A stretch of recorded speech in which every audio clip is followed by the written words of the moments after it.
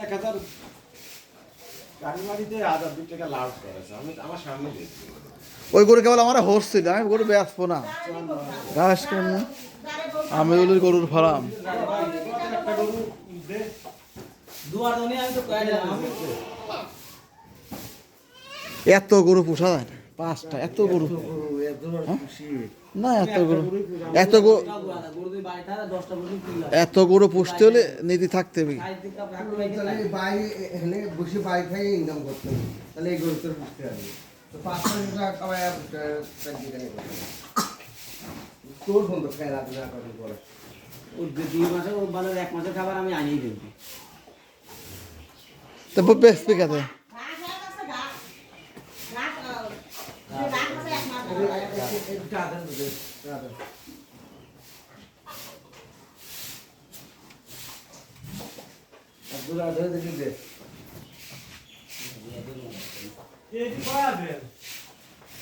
Y তো দিলাম এর থেকে গরু বেচা কিনা চলছে আমিউলের সাথে।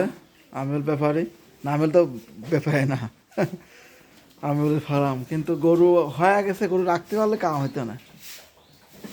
গরু এই 2টো গরু বিশাল গরু, তো আর তো হবেই না না কেমন শুরু হয় যায় আজ পরে গরম সিটিটি রে দিল না গরু খাওয়ালাম তো আর তারপর খাওয়ানি টাকা পয়সা কি কম ছিল একদিন খাওয়া একদিন আমি তো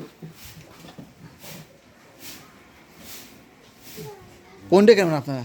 মানে খাওয়ানি টাকা বা আরো 20,000 আছে বসে 30,000 ইয়া নেই তুমি কিন্তু তা তোমার শুধু 1 লাখ টাকা দিয়ে দেবো তো বেশি দিঘা এত গরু পোষাবাল তুমি করো না, নামতালের ধান্দা।